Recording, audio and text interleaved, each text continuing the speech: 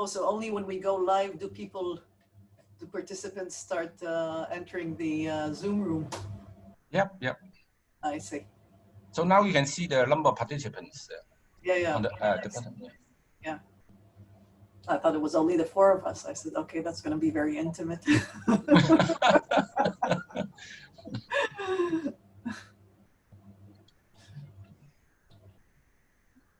We'll wait for 1 minute before we start. Let the people coming in.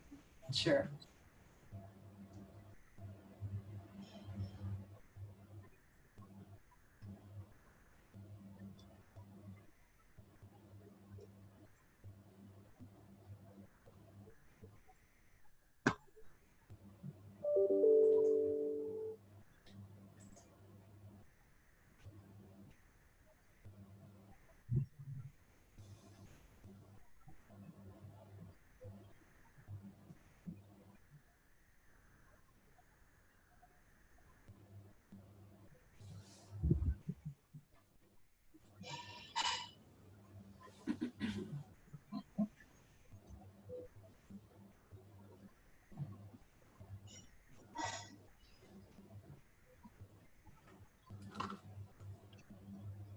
Okay.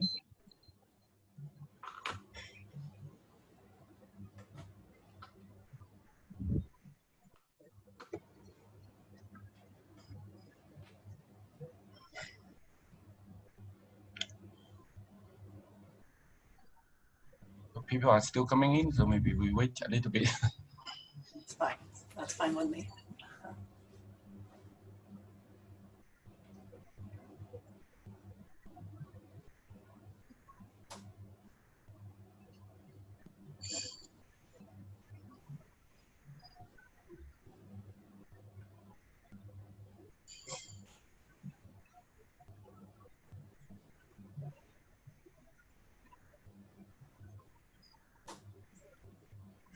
Okay, maybe now we begin. So Sure. good day, everyone. It's my pleasure to introduce to you our speaker for this plenary session, Professor Michal Irani. Professor Irani is a professor at the Weizmann Institute of Science in the Department of Computer Science and Applied Mathematics. She received her PhD from the Hebrew University in 1994 and joined the Weizmann Institute in 1997. Her research interests include computer vision, video processing, AI, and deep learning. Michal's recent prizes and honors include the Maria Petu Prize in 2016, the Helmholtz Test of Time Award in 2017, the Landau Prize for Arts and Sciences in 2019, and the Rothschild Prize in 2020. She also received the ECCV Best Paper Awards in 2000 and in 2002, and was awarded the honorable mention for the Mayer Prize in 2001 and in 2005. Today, she will talk about deep learning with 0 examples. Michal. So thank you very much. Can you hear me well? By the way, Dale, is this being recorded? You said I would see the recording button on, but I don't see it. So I was just wondering. It's recording. Okay. So it's not me. Only I don't see it. Okay, that's fine. So hi, everyone. I'd like to tell you about something that I'm really excited about, something we've been working on in the past few years, what I call deep internal learning. What I mean by that is how we can train a deep network in a totally unsupervised way without ever having seen any prior examples by training on a single image. Oops, why is it's not working? Oops, okay. By training on a single image, the test image alone. Why is this interesting? Well, we're all used to external learning. That is to say, we train on lots of examples external to the test image and train a network for days or weeks. And once trained, we apply it to new test images that we've never seen before. And of course, this does amazingly well.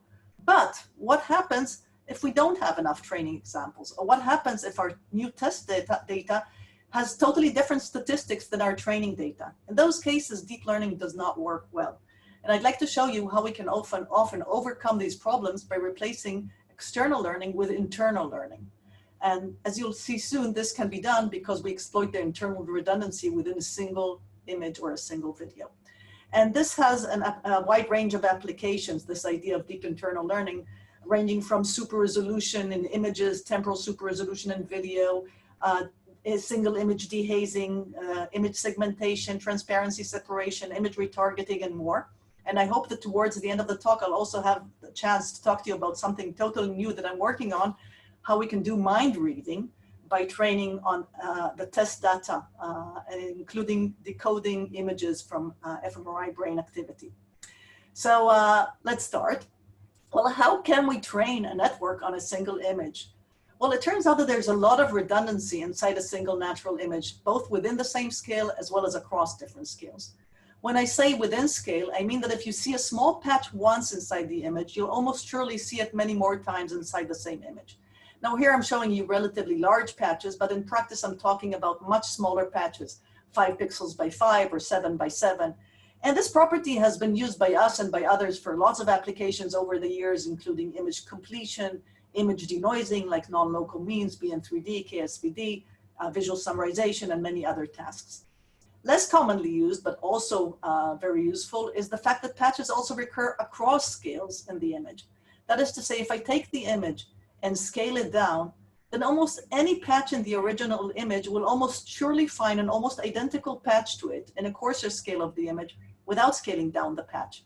That is to say that tiny patterns appear in multiple scales in the original image. And once again, this has been used by us and by others for lots of applications over the years, including fractal image compression, super resolution from a single image, blind image deblurring, blind dehazing, and more. Now, this may look like a very contrived image to you with lots of repetition, and you can ask, well, does this hold for any natural image? And the answer is yes. If you go to small enough patches, 5 by 5 or 7 by 7, this repetition is true for almost any patch in almost any natural images, both within and across scales. And we've shown this empirically in our 2009 ICCV paper. We measured it for hundreds of images, indoor, outdoor, man-made, natural, whatnot. And turns out that this fractal-like property of natural images is a really, really strong property. So this has been used for lots of applications prior to deep learning. The nice thing about it, it's totally unsupervised. It doesn't require any external examples. All the information is there inside the single image. You can solve ill-posed problem by imposing this strong internal patch redundancy. The bad news is that in the past few years, this has been totally outperformed by deep learning methods. Very depressing. So for a while, I was indeed depressed about this. But then I said, okay, if you can't beat them, join them. But on one hand, we have this amazing tool, deep learning. It does amazingly well, but it's really data hungry, requires tons of data, and we don't totally understand what it's really learning inside it. And on the other hand, we have this nice property, the internal redundancy of patches, which we really understand what's happening there, and it's totally unsupervised, doesn't need any external data, but doesn't perform as well as deep learning. And so for a while, I was asking myself, is there any way to combine the power of these two approaches, these two very complementary approaches? And luckily, 3 years ago, my PhD student, Asaf Shocher, came up with a brilliant idea of doing deep internal learning. That is to say, let's train an image-specific CNN, convolutional neural network, in a totally unsupervised way at test time by testing on examples extracted from the test image alone. As you'll shortly see, this can also be done quite efficiently in many cases. So the first problem we looked at was the problem of super resolution. Now in super resolution, we have a low resolution image, and our goal is to generate a high resolution image with denser pixel density. And each pixel in the low resolution image is affected by a certain region in the high resolution image, which induces this linear constraint between the two images of blur and subsample, where the blur kernel is this a blur K. We call it the super resolution kernel, and it may vary from image to image. Now, even if you know this blur kernel, then this is still an ill-posed problem because the number of unknowns in your high resolution image is much larger than the number of pixels you have in the low resolution image. The problem becomes even worse if this blur kernel, K, is unknown, okay, in which case we call it blind super resolution. Now, I won't give you a review of all super resolution methods over the past few decades, but by far the current leading methods are deep learning methods, or what we call external CNN-based super resolution methods. And their idea is, let's train a network on lots of pairs of low resolution, high resolution images. Okay, you train a network to get as an input a low resolution input, and you output a high resolution image.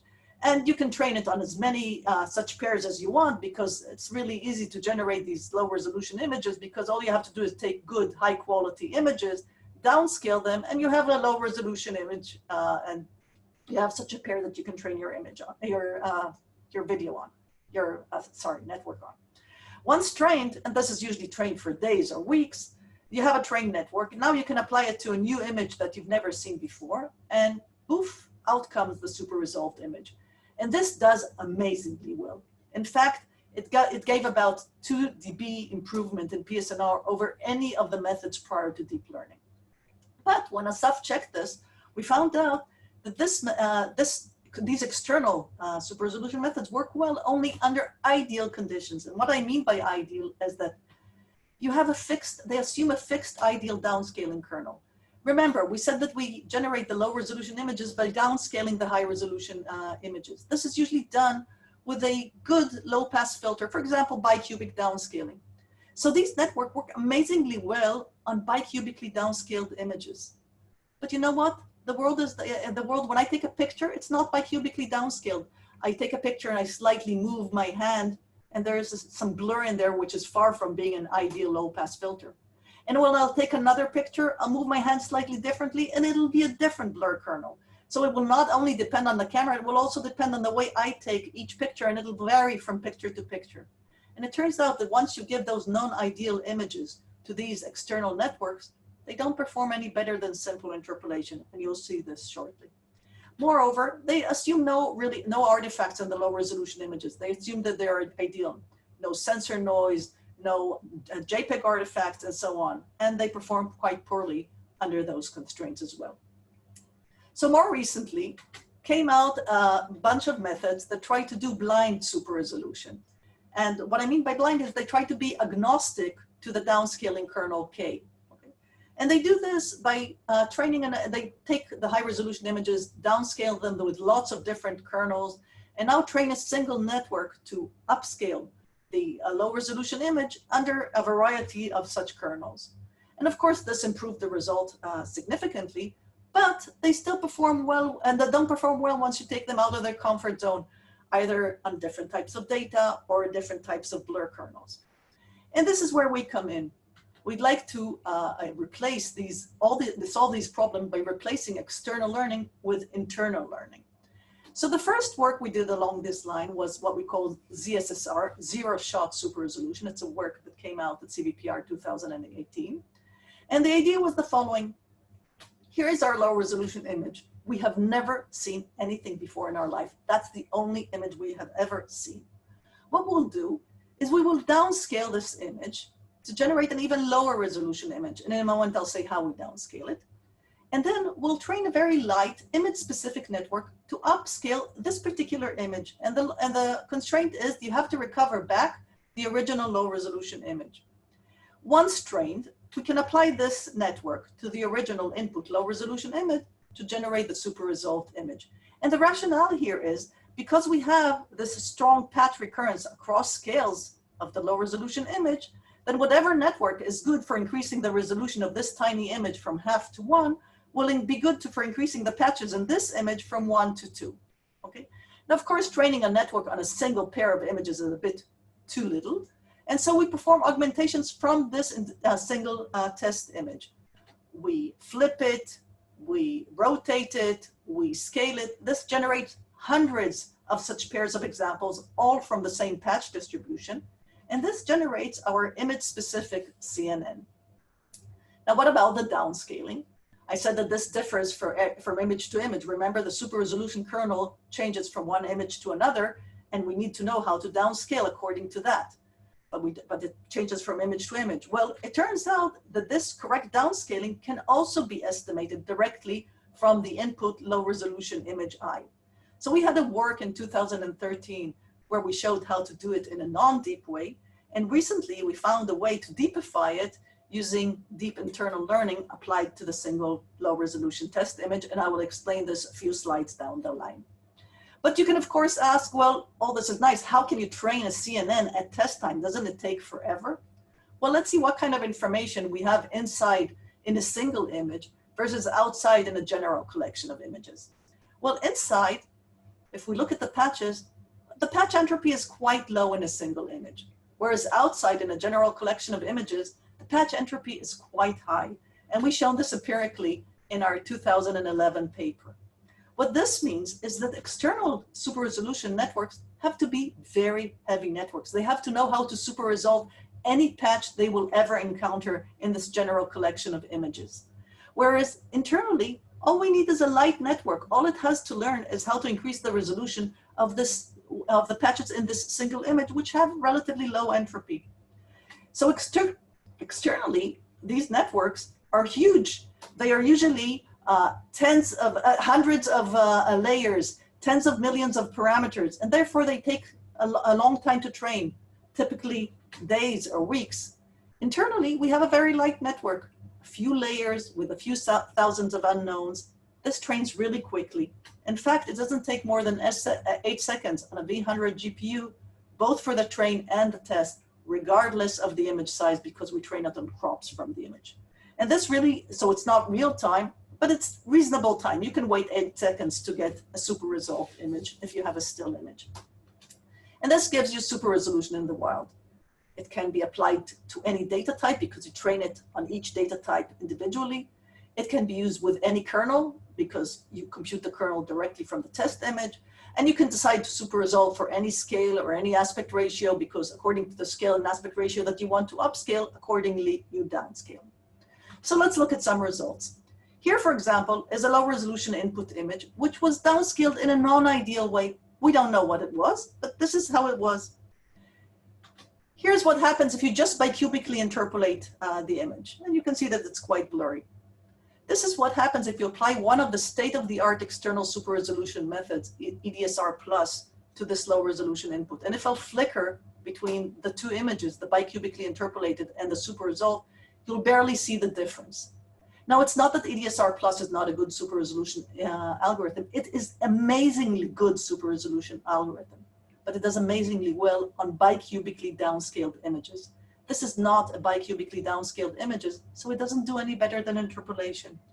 In contrast, here is the result if we apply internal learning with totally unsupervised test trained only on the single test image using ZSSR. And here is if I flicker between the external super resolution and the internal super resolution, you'll see the significant difference. And the reason there is such a huge difference is because we exploit the image-specific degradation. We compute the image-specific super resolution kernel, and we exploit the image-specific redundancy of patches.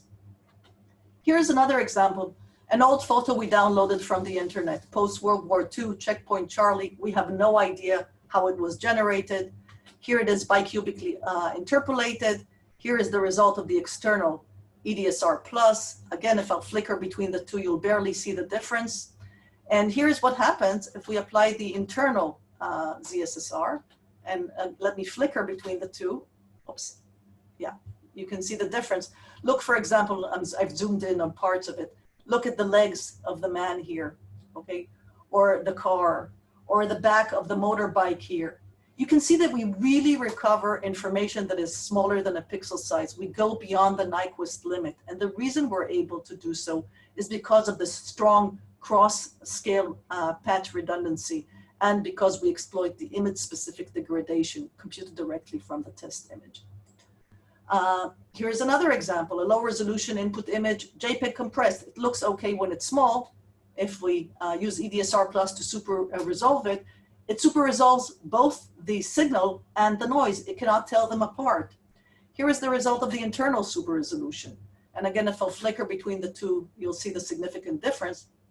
Now, the reason we don't super resolve the noise is because the noise doesn't have this nice patch recurrence across scales, whereas the signal does not. So the network, the internal network, learns how to generalize the signal, but it doesn't know how to generalize for the noise. It doesn't know what to do with it. And here is another type of noise, speckle noise, again, unknown to the network. Here is the result of the external super resolution. Here is the result of the internal super resolution. And again, I'll flicker between the two for you to see. It's true, we haven't removed completely the noise, but we super resolve the signal much better than the noise because the signal has this nice cross-scale patch recurrence redundancy, whereas the noise does not. And of course, we've done empirical evaluations. We checked both for ideal images and for non-ideal images. So for ideal images that were ideally downscaled using bicubic, no noise, we're not state-of-the-art. This is the bread and butter of externally trained methods. They do better than us, okay? But we have nothing to be ashamed of. We do reasonably well. But once we take them out of their comfort zone and try it on non-ideal images, either non-ideally downscaled or with various types of noise, we do 1 to 2 dB better than the externally trained state-of-the-art methods. Now, remember, one of the key ingredients is being able to compute the correct super resolution kernel from the input image, because we need that in order to downscale the image to train our ZSSR. But all we have is the low resolution input image. We don't know what the high resolution image is, nor do we know what the kernel relating the two. And this is the kernel that we need in order to downscale our low resolution image.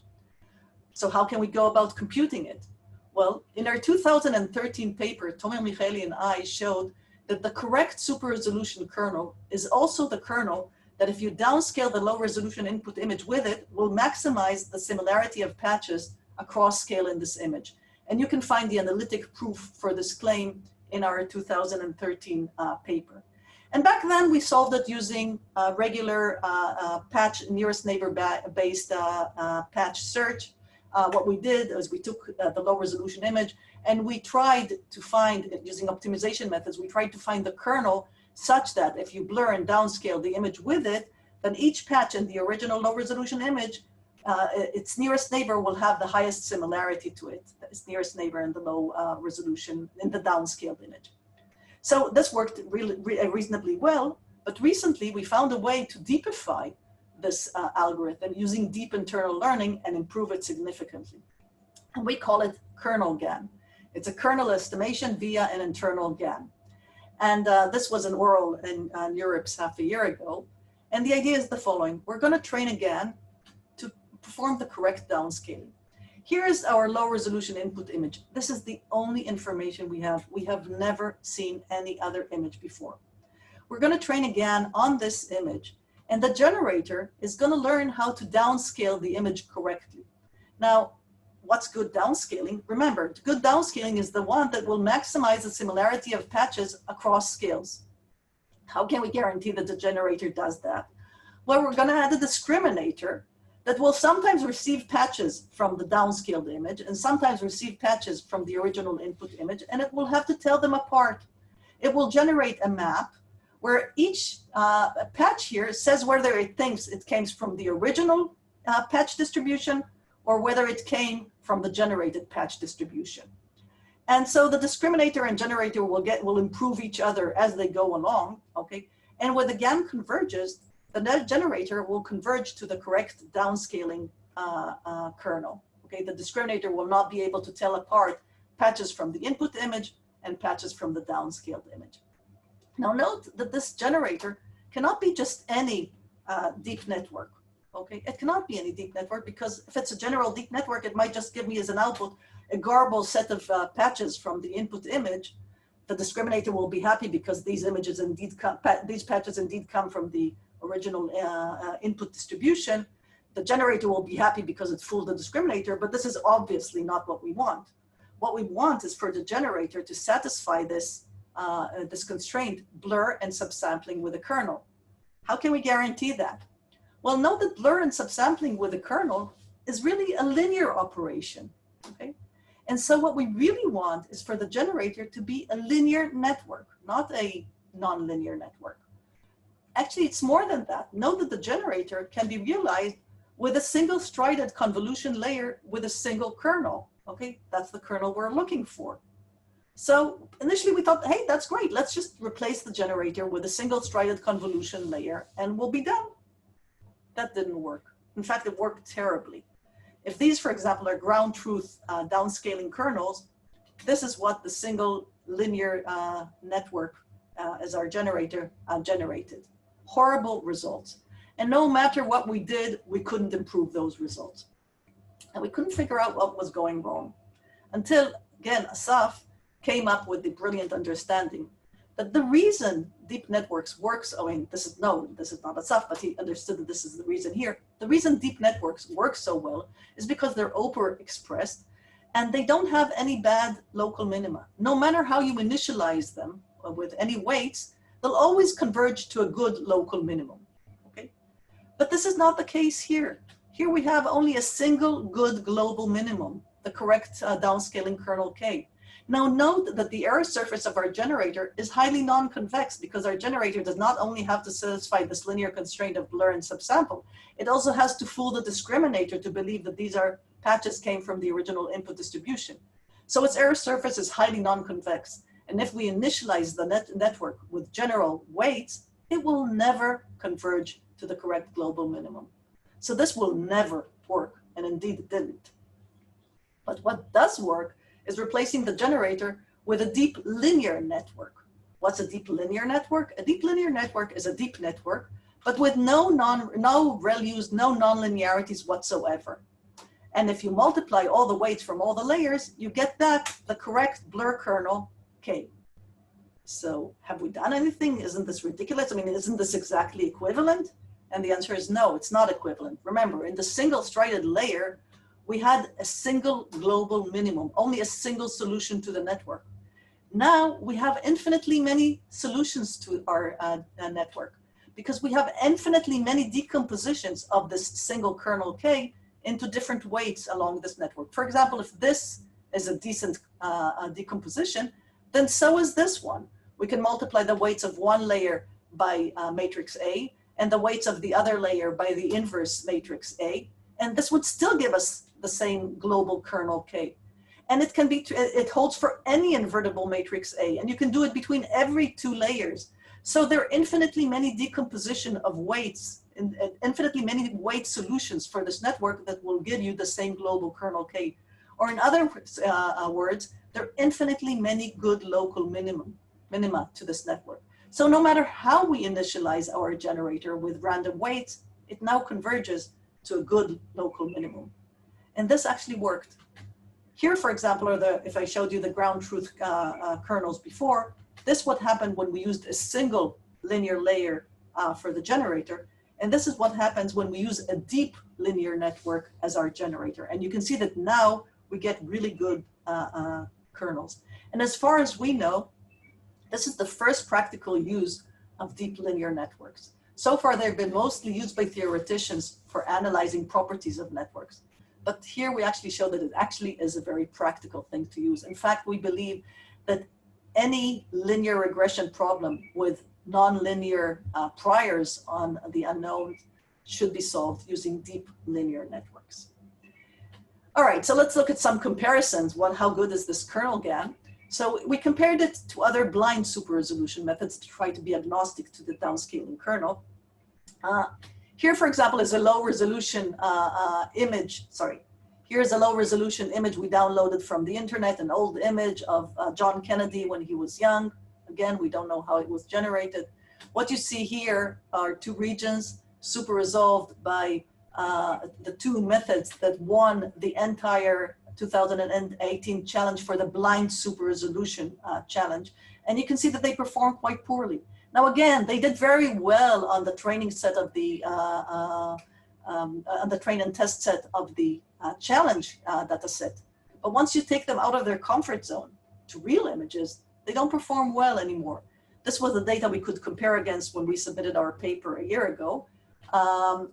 Here, just for comparison, here's our result. What you see here on the right column is the result of computing the kernel from the test image using KernelGAN and then feeding it into ZSSR, our single image super resolution. This is the result. You can see it's quite a corrupted image, but look at the eyes of John Kennedy. You can even see the pupils, okay?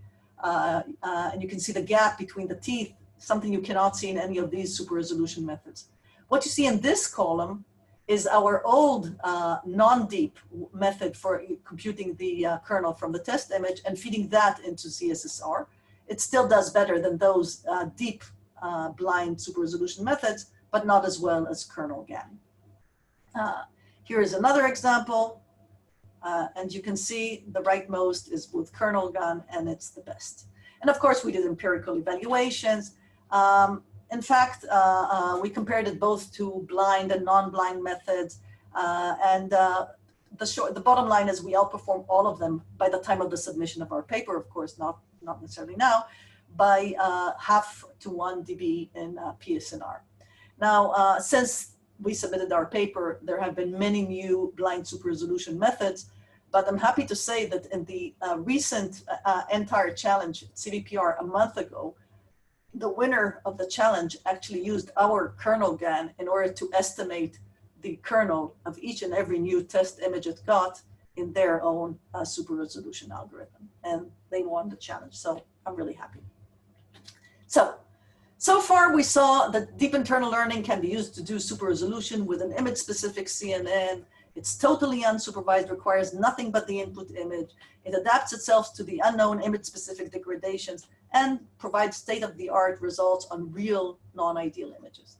But then we asked ourselves, well, can we use internal learning for other tasks? For example, can we use it for doing image segmentation, segmenting an image into its foreground and background layers?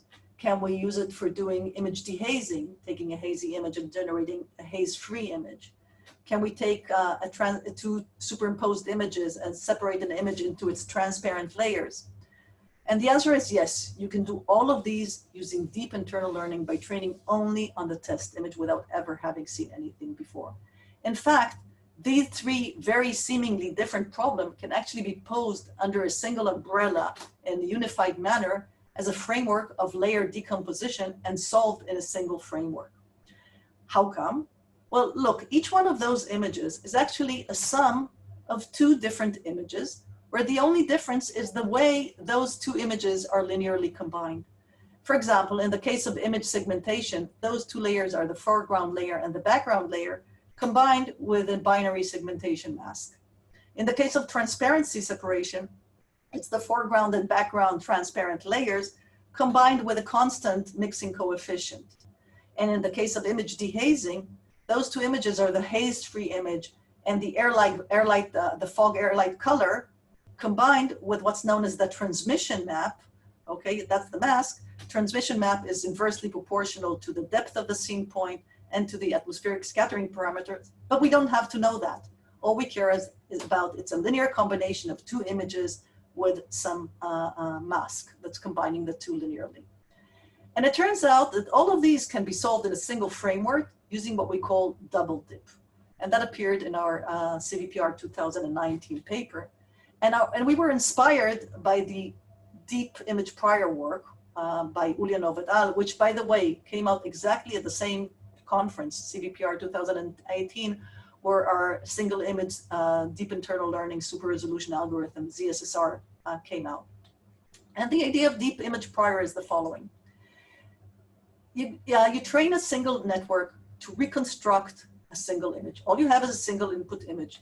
You take a CNN whose input is noise, and you force the output of the network to be this single test image. Now, of course, if all it has to do is recover the single image, eventually the network will overfit the single image. But interestingly, when it does so, the weights that the network learn form a deep image prior on this particular image. Why is this interesting?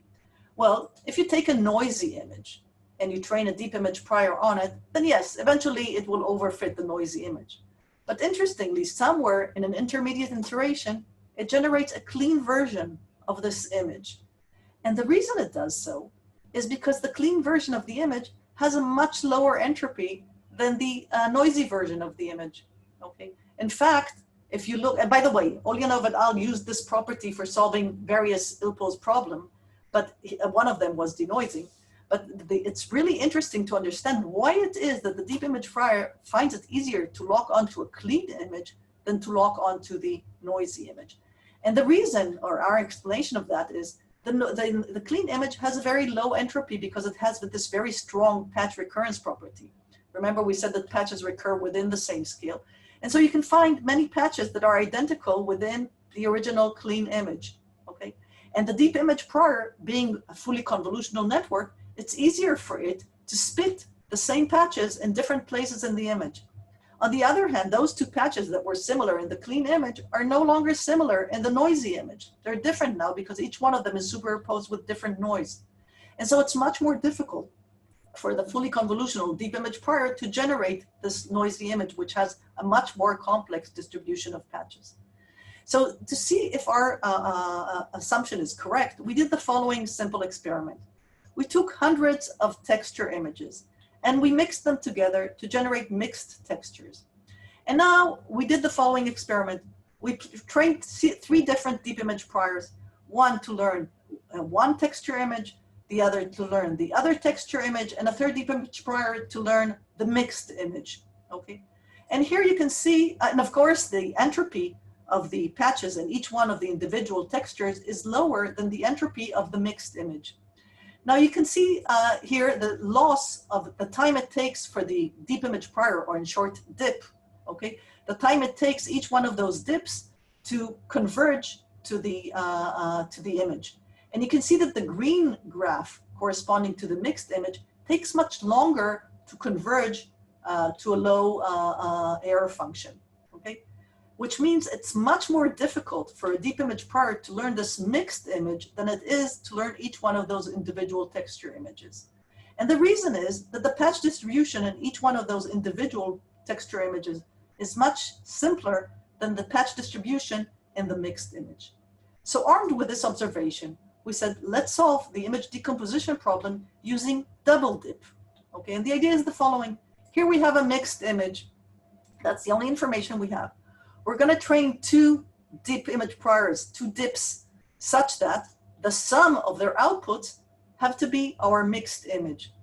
Now, of course, eventually the network will overfit this single image. But interestingly, when it does so, it tends to split the patches across these 2 different networks. And the reason is that it's easier for each one of the deep image priors to output a simple distribution of patches than a mixed distribution of patches. Now, in order to further encourage them to do so, we add an exclusion loss, which penalizes for correlation between those 2 layers. And these form our 2 recovered layers. Now, here we had only a simple addition, but we saw that in various of the tasks, we have a much more complicated mixing. Okay, we saw that a mask is much more complicated than this single addition. And indeed, we have a third deep image prior, which learns the mask. And this is the algorithm, okay? Now, in the case, and the only difference between the 3 different tasks is in the loss we put on the masks. So for example, in the case of the texture and the transparency, the mixing is a simple addition. And so the loss on the mask is to be a single uniform constant. In the case of image segmentation, okay, the penalty on the loss is we ask it to be a binary mask, okay?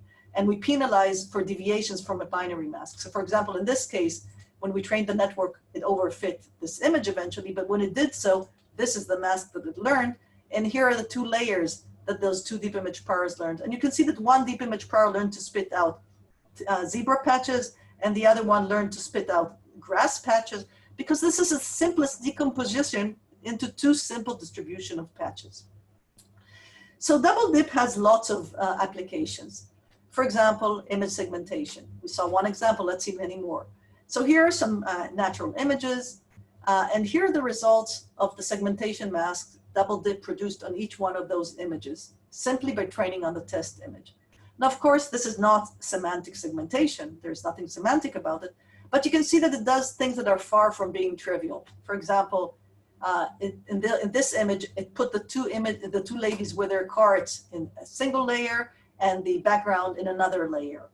Or in the case of those 3 soldiers, it put the 3 soldiers in one layer along with their shadows and the background in another layer. And in the case of this texture image, it's just split it into 2 different textures. Again, this is the simplest decomposition into 2 simple distributions of patches. We can also apply it for image dehazing. So here, for example, are hazy images. Remember, the idea here is to decompose it into a haze-free image and the fog air light, where the mask is the transmission map. So indeed, here are the haze-free images that those images generated, the double dip generated, and here are the transmission maps it learned the mask. And you can see that it actually recovers depth information from this single image. Bright means close, dark means far. For example, the bench here is near and the background here is far. And you can see the haze-free image. You can see that more or less all the colors of the hay here is the same. All the color of the grass is the same. All the color of the branches is more or less the same. This is a simpler distribution of patches than in the original hazy image where you had patches of different colors. And in fact, we saw that this is quite competitive to state-of-the-art image dehazing algorithms, where this is just a general framework for training on a single image, whereas they train on lots of external images. We can also use it for transparency separation. So here's a video with real transparency reflections in indoor scene. And here are the two transparent layers recovered using double dip. It's not perfect, but it's not bad. Remember, all it did is trained on this single video. And another form of transparency is watermark removal. And you can find many more examples and applications on our website, but I want to remind you that all of this is done in a totally unsupervised way without any prior examples whatsoever, simply by training on the single test image. Now, I'd like to show you something really new, something I'm excited about, something we've been working on recently, what we call mind reading. Okay, is how we can decode images from brain activity. And this is work we presented half a year ago in NeurIPS. Since then, and the two lead authors were Roman Bailey and Guy Gaziv. Since then, with the help of Niv Granot, who joined us, we've improved these results significantly, and we're writing now them into a journal version, and this is what I'd like to show you. And the idea is the following. We have a person lying in an fMRI machine watching images, and meanwhile, the fMRI activity of its brain is being recorded, his or her. And now we look at the visual cortex, and the question is, can we use this information on the visual cortex, those readings from the fMRI, in order to recover back, synthesize back the original image that the person saw, without ever having seen this image before? This is new fMRI. We'd like both to reconstruct the image as well as classify it from the fMRI, what class this image is. Now, of course, this is not a new problem. People have been working on this in the past decade, starting from Gallant's amazing work, Kane, Acelaris, Kamitani. And the idea is that you obtain pairs of images and their corresponding fMRI recordings, and you want to learn a decoder that takes fMRI and decodes it into images. Initially, these were usually done using image regression, linear regression types of methods. And in the past few years, deep linear methods have been introduced as well. But the real problem is there's very little training data for training these deep networks. There's insufficient data. Typically, those data sets of images in fMRI contain about 1,000, 2,000 pairs of images and fMRI recordings. That's not enough to train the deep networks. That's not enough to span the wide variety of natural images, and we want to be able to apply it to new fMRI of never before seen images. It's worse than that. You can't have a person lie in an fMRI machine for an hour, record 1,000 images, and then put another person for another hour for an fMRI machine and record a different set of 1,000 images, because the brains differ from one another, the activity is different. Also, there's extremely poor signal-to-noise ratio. Every voxel in your fMRI is an average of 10,000 neurons. This is really bad.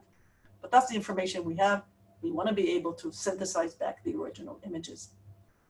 What we did is said, hey, let's use self-supervision to solve this problem. And the idea is the following. We have our supervised training data. We're definitely going to use that, those 1,200 pairs of examples.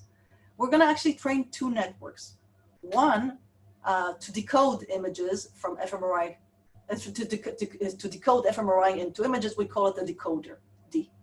And the other network is an encoder, which encodes images to fMRI. And first, of course, we train those networks only on those 1,200 supervised examples. But that's not enough. Those two networks will work well on those 1,200 examples and will not generalize well to anything else. But this is where the trick comes in. Now we introduce self-supervision. And the idea is, let's take those two networks, stick them back to back, and now train this combined network. Now note that the entrance, the input to this E network, to the encoder, is an image. The output of the decoder is also an image. And it has, if trained well, if we put in an image, the output should be the exact same image.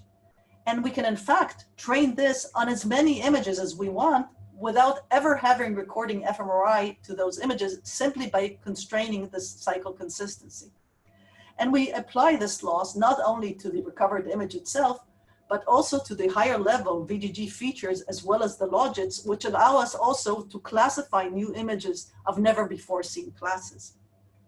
But we can do more than that. We can actually switch the order of those two networks. Now the input is an fMRI recording and the output is an fMRI recording. And we can train it on fMRI recordings for which we don't have any images. In fact, we can train it on the test fMRI itself, okay, and require cycle consistency. And by testing it on the test fMRI, we actually adapt the statistics of the networks to the test data itself, which differs significantly from the training data. And so the top configuration adapts to the statistics of never before seen natural images, and the bottom configuration adapts to the statistics of never before seen test fMRI. And applying all these constraints simultaneously gave us a real boost. So let's look at results. So here is the, what you see here are all the 50 test images, no cherry picking. What you see here on the left side is the input image that the person actually saw. On the right side, you see the recording that we the recording we generated from the fMRI activity. So this is a fish, and you can see the goat over here, or the airplane here. Note an outdoor scene. None of those images were in the training set. None of those even classes were in the training set. Okay, here is a cheetah, or you can see those people in a boat, a beer cup, a fly, this snow bike. And of course, we also have lots of mistakes. You can see mistakes in color here. In many cases, you can't even recognize what it is. And our classification results, you know, they're not perfect.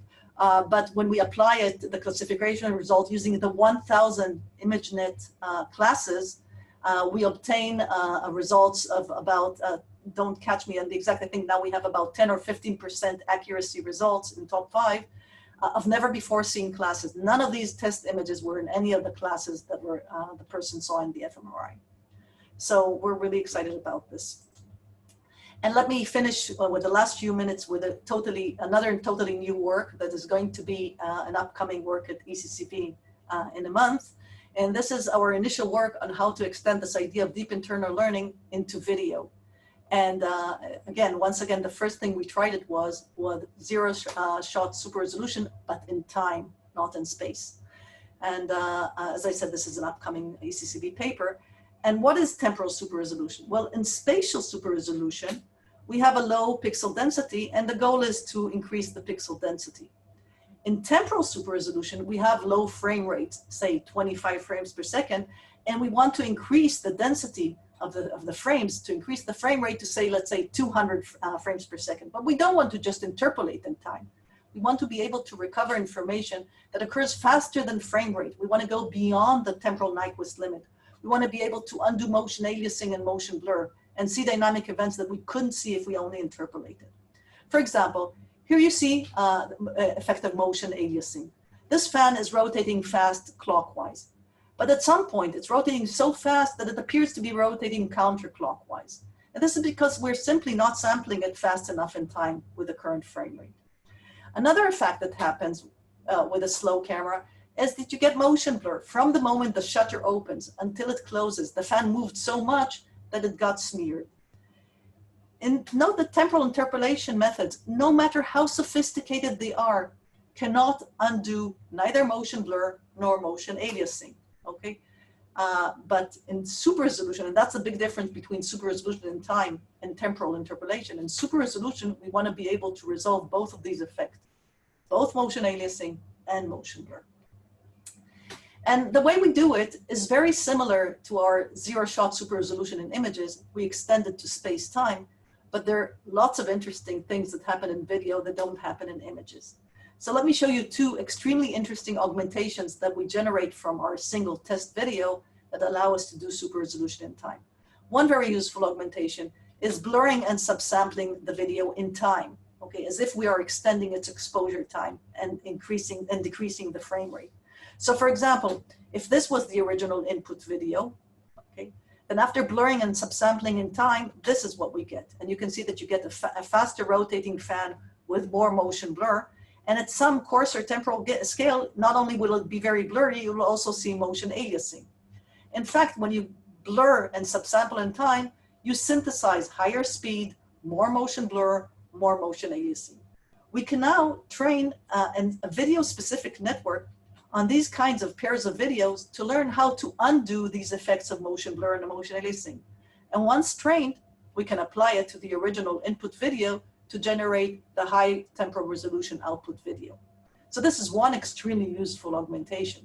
Another extremely useful augmentation, which is a totally new observation we found out, and that is that space-time patches not only recur across different space-time scales of the video, they also recur across dimensions of the video. What do I mean by that? Well, here's the space-time video volume. If we just take spatial slices of it, these are the regular video frames we're used to seeing. But if we now take this space-time volume, rotate it so that one of the spatial axes becomes a temporal axis, and the temporal axis becomes one of the spatial axes, and we now slice it, we now get space-time slices. And you can see the temporal aliasing is along this dimension, along the temporal dimension. Now, interestingly, if you look at those space-time slices, they look very similar to the original frames. You see the cheetah there, you see the patches there. It's still, there's this recurrence of patches between the spatial frames and the temporal slices. Only the temporal slices have aliasing in time, whereas the spatial frames do not have aliasing. And therefore, we can use the spatial slices, the frames, as high resolution examples for the temporal slices. And you can find many more interesting augmentations and many more details in our paper, but let's look at some results. So here is, for example, how we can super resolve a temporal a video by a factor of 8 in time, increase its frame rate by a factor of 8. So here's the input video you saw before. At the bottom is our super resolved output. What you see here is NVIDIA slow-mo, Dane, and flawless. And you can see that they cannot handle the motion blur or motion aliasing, whereas we do resolve the motion blur and motion aliasing.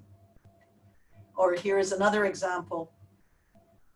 And at the top is the input video played in slow motion. At the bottom is our result, and at the bottom right is the ground truth. And once again, NVIDIA slow-mo, Dane, flawless.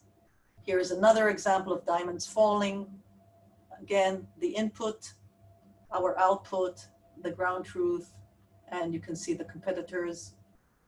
Okay. And you can find many, many more examples on our video website, including flickering fire, splashing water. It doesn't have to be repetitive motion. To summarize, I hope I've convinced you there is a lot of redundancy inside a single natural image or inside a single natural video. And this allows us to generate an image-specific CNN using our idea of deep internal learning. This allows to combine the power of deep learning with internal image-specific or video-specific priors. It's totally unsupervised. It needs nothing but the input image or input video. It adapts to the unknown imaging conditions and degradation of the test datum. It provides state-of-the-art results in super resolution on real non-ideal images, okay? But it can also be used for image dehazing, segmentation, transparency, separation, retargeting, which I didn't have time to show you, and other applications. What's next? Well, can we use it for high-level vision tasks, this idea? Can we do it for, can we apply it for other types of video analysis tasks? Can we combine internal and external learning and not have to train from scratch each time the deep network again and again? And there have been initial works along these lines which show such capabilities. Can we apply it to other types of signals, maybe audio, maybe other structured signals? And finally, I'd like to thank all the wonderful people who worked with me. My students, primarily Asaf Shuchel, who came up with this whole idea of deep internal learning and is a co-author in many of the things that I've shown you, but also Yossi Gandersman and Sefi Belkligler. Roman Bailey Geigaziv and Yves Granot, who did this work on fMRI, including also Asaf Hubig Tal Golan and Francesca Starpini. And finally, the upcoming ECCV work on temporal super resolution with Liad Polak, Eyal Nao, George Pisha, Shai Bagon. And thank you for your attention, and I'll be happy to take any questions if you have any.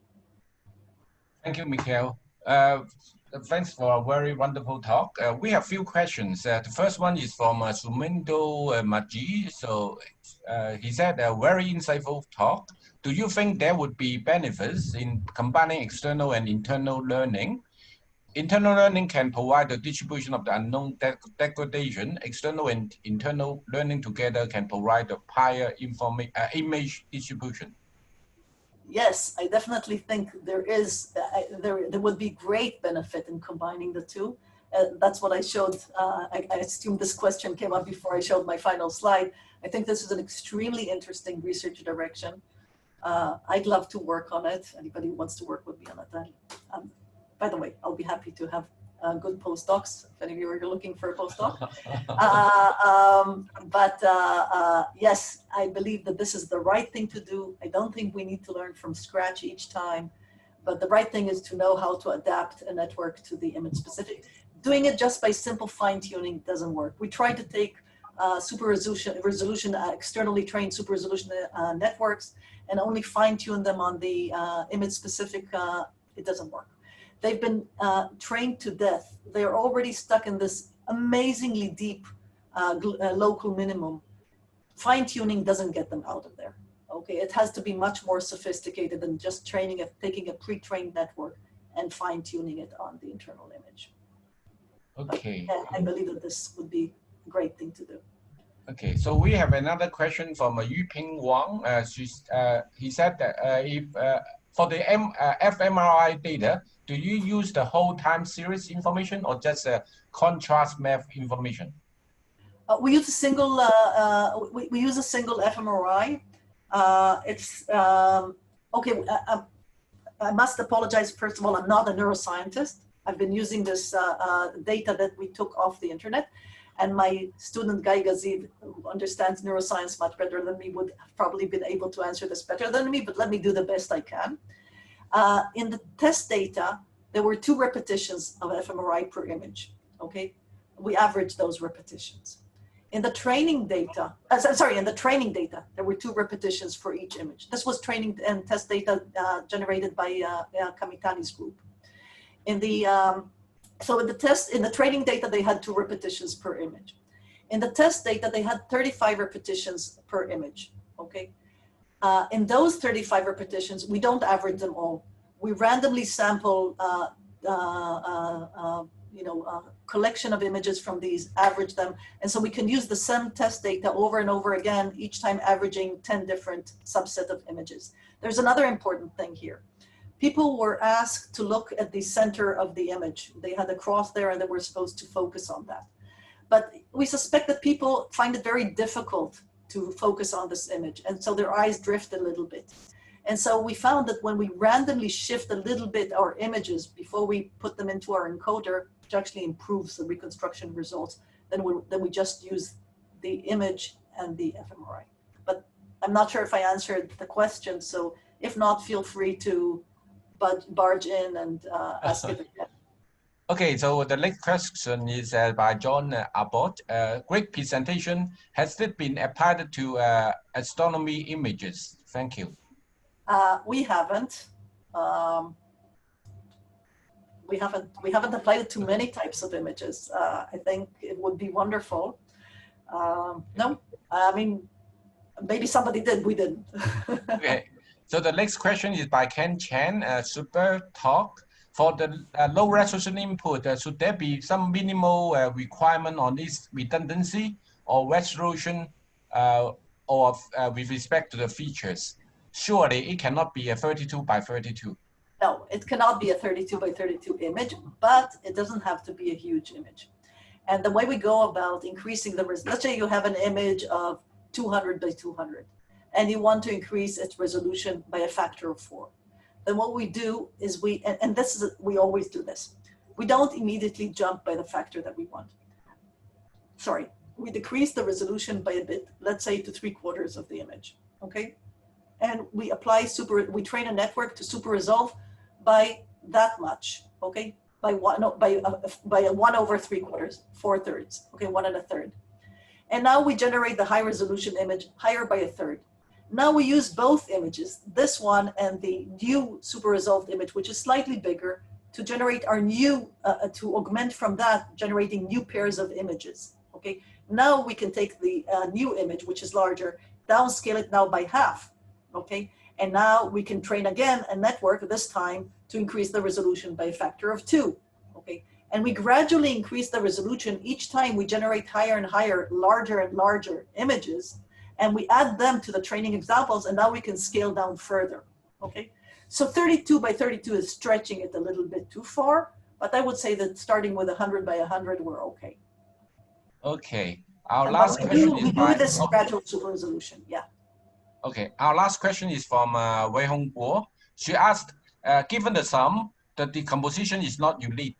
In model-based approaches, regularity is usually applied to each of the components. Would you please elaborate more on how double dip implicitly regularize each component of the decomposition?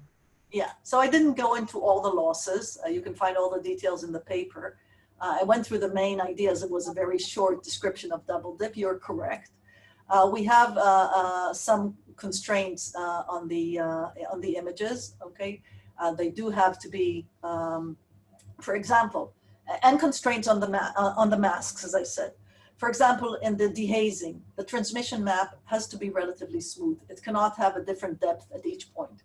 And so we impose on the transmission map for it to be very smooth, and we allow it to have edges or discontinuities only where the original image had an edge or a discontinuity. As I said, the main difference is in the regularization terms on the mask. But we also have regularization terms on the images themselves, but they're not as severe as on the masks. And they would be shared by all the tasks. You can find those details in the image. And you're correct, we sometimes get lousy decompositions. Okay, there is more than one solution. There's nothing semantic about our decompositions. Okay, so these are all the questions we have here. So we have to stop it here because there is another plenary session starting, well, maybe already started. So thank you very much, Michal, for this very wonderful talk. Thank you for all participants for joining this. Thank you. Okay, thank you very much. Bye. Thank you, Michal and Raymond. Thank you. Bye-bye. Great talk. Mm-hmm.